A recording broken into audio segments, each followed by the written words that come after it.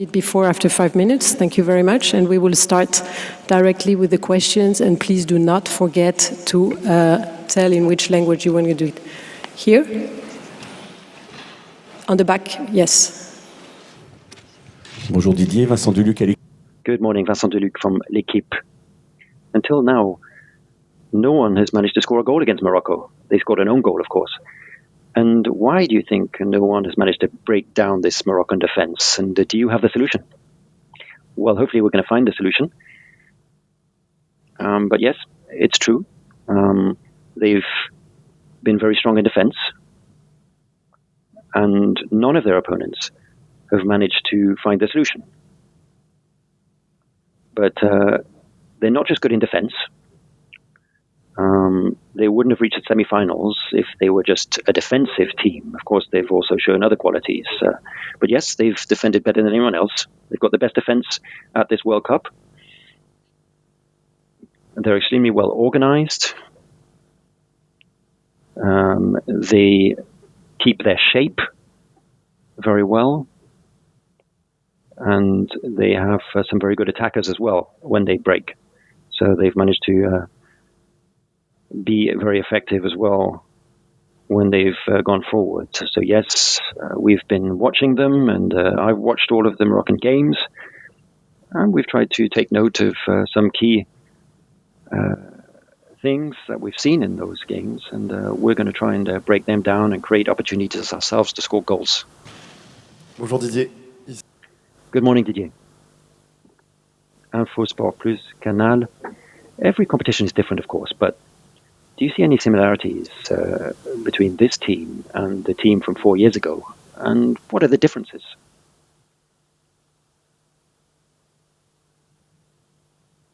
Well, you know me well, and you know that I don't like comparing teams between the years. Of course, there is a similarity, and that's that we've reached the semi-finals, like we did 4 years ago. But some of our players have changed. Of course, some of the players were there 4 years ago. And if we've reached the semi-finals, it's because we've done something right. Of course, we haven't done everything right, but we've shown great qualities. We've shown good defensive quality, and we've managed to score goals. And when we've come across difficulties, we've managed to overcome them with a good team spirit.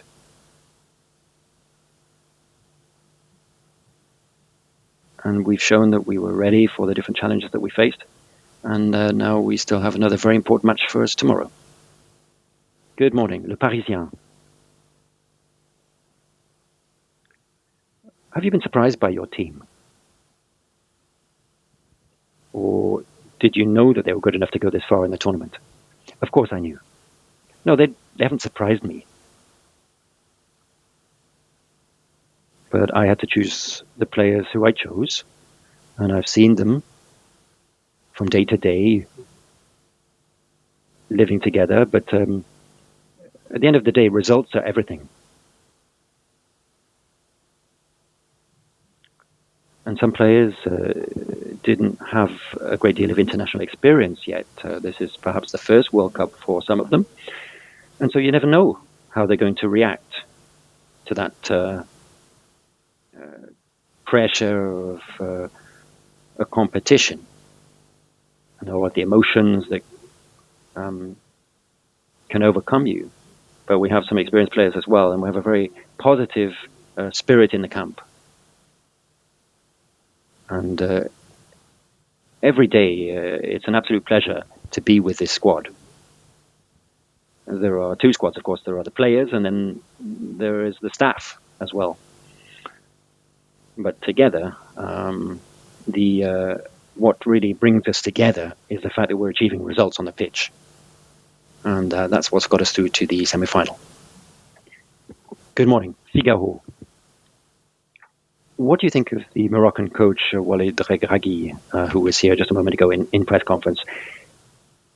He said he didn't really pay much of attention to data, possession, expected goals, and so on, and that it was pointless having a lot of possession if you didn't score goals. And he thinks that you see things the same way.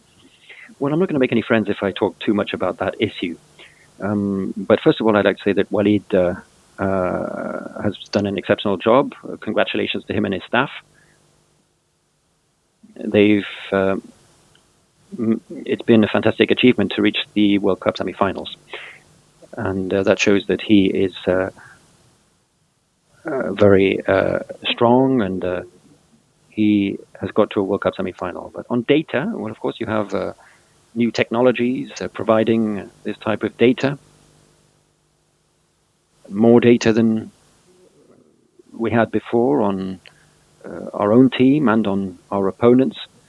And not all of it is taken into account by everybody. Sometimes you get a whole book of data, or rather data on an iPad or a telephone. I'm showing my age. But that data isn't always interesting or useful, because the problem with statistics is that they can tell you one thing and the other, according to the way in which you take it into account and analyze it. But some of those figures are important. There is always a margin for error, though, in collecting this type of data. So some figures may be misleading. But they do give you an indication. And data sometimes confirms what you've already seen with your own eyes, you and the technical staff during the match. Bonjour, Jérémy Talbot. Good morning, Jérémy Talbot, AFP. I'm just to your right. France has a great deal of experience in major tournaments now, and you have senior players who've played in previous tournaments, but Morocco has great support from the crowd. So how are you going to prepare your players for that? Is it even Stevens? Well, Morocco is in the semi-final, and I don't like the term hostile for the environment, because that sounds negative. Yes, they have great support, and that's great for them, of course. It's very useful. It's very noisy, I can tell you that. My staff and myself have seen that, and we've told the players about that. That's part of the context. But that's not going to score you goals. But of course, it's something that we need to take into account.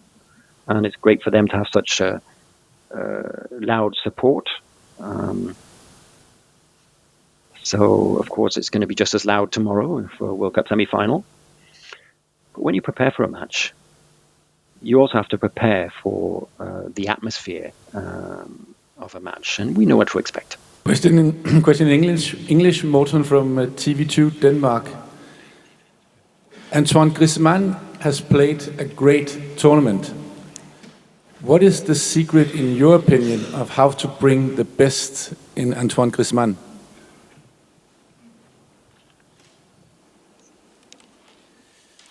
C'est vrai qu'Antoine a été... Yes, he's had a great tournament. But we're going to need him to be just as good tomorrow.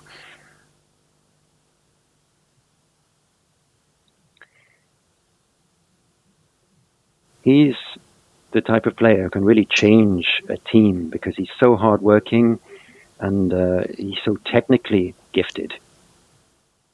And he's playing a slightly different role during this World Cup, but it suits him very well. As I said earlier, he likes defending just as much as he likes attacking and being a playmaker. But, of course, his number one responsibility is not ball winning. Sometimes with his left foot, he is so gifted that he creates wonderful chances for others. And he's someone who always thinks of the good of the team above anything else. He's extremely hardworking, probably more so than most players. And he's been an elite player for perhaps 10 years now. Of course, he's gone through some more challenging times, like any player. But he's mentally very strong. Like all world-class players, he is at his best in the most important games. Good morning, Adewale from MPTV. You're going to face a team with a similar tactical philosophy to you tomorrow. Oh, okay. Okay, maybe. A team that focuses on quick transitions and counterattacks. Okay, so we're both going to defend and we'll leave the ball in the middle of the pitch. But do you expect to have a lot of possession tomorrow? And what is the message that you want to try to get across to politicians who try to get involved and benefit from this type of match? Well, that's a question I like to hear. But anyway, I'll focus on the football. I don't change our objective from one match to another. We always try to have possession, create opportunities, put our opponents under pressure and score goals. But it's always there are always two teams out there on the pitch, and Poland wasn't used to having a lot of possession, but ended up having quite a lot of possession against us, and that can happen. Morocco may focus on counter-attack and quick transitions, but a lot of teams do that. Because when you win the ball back from your opponent who is attacking, then very quickly you can create overlaps and create chances to score goals. It's a dangerous moment for any team when they lose the ball. And Morocco knows how to do that. And we each have our game plan, which may, of course, be adapted during the game. But my team will be hoping to have as much possession as possible, but not just for the sake of it. The idea is to use that possession to create problems for our opponent. And as for a message for politicians, well, I don't have any message, to be honest. I don't think it's up to us as coaches to send out messages to politicians. It's a football match tomorrow. Even though there's a history behind our countries and there's always a lot of passion involved, but I'm a coach and I know my role, and the players do too. Left. Bonjour Didier, Marcelo Courage. Marcelo Courage. I'm very far back in the room. Tele Globo, Brazil. Over here. France has already played a World Cup semi-final. Of course, you won in 2018, and it's a great achievement to reach a semi-final again. This time, Italy in the 1930s, Brazil in the 1960s managed to win 2 World Cups in a row. What is the secret of being successful for such a long period of time, over 10 years? Well, at the moment, we've reached the semi-final, so that's already an achievement. And we've done well so far, but there's no secret to it. You need a combination of things to be in place. Of course, number one, you need to have world-class players. You never get this far in a World Cup without good players, but that's not enough. You also need other ingredients, such as a good team spirit.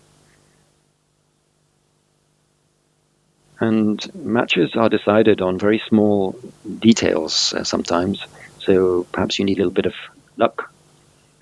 You're walking a tightrope, and you always hope that things work your way.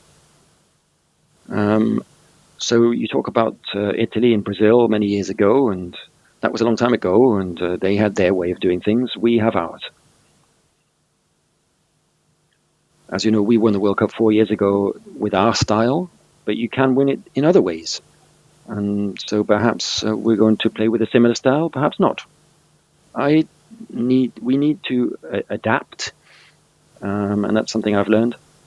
Adapt to the opponent, adapt to the players.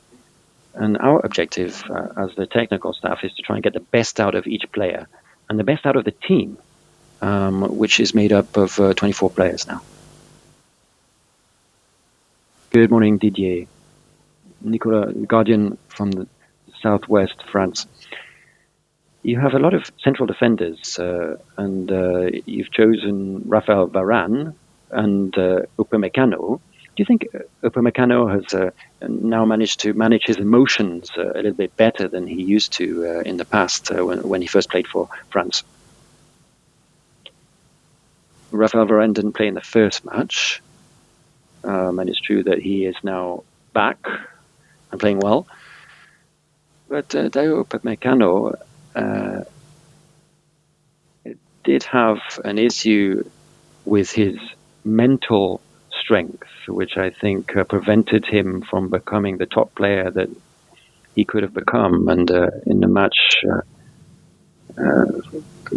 against Bayern Munich, he showed that. But he's managed to overcome those challenges, and he now feels more relaxed and more confident. And I do think that that is what has helped him to reach his best level and show all of the qualities that he has. Because he's very fit, he's very good in tackling, he's also good at passing. Sometimes he tries to overdo things a little bit with his passing, and he's a bit too ambitious, but he listens to advice. He's very open-minded, he's relaxed and happy. Some players tend to be more shy or introvert in nature, perhaps like him, and so they need a little bit more time to develop and flourish. I'm quite convinced when a player has potential that it will end up flourishing, even if sometimes I must recognize that there are other players in the squad who also can be very strong and have their role to play. So yes, he's gone through challenging times, but he's now more relaxed, confident, and showing that he's a top player. Press conference, training tonight at 6, open for the first 15 minutes. Thank you. Merci Didier.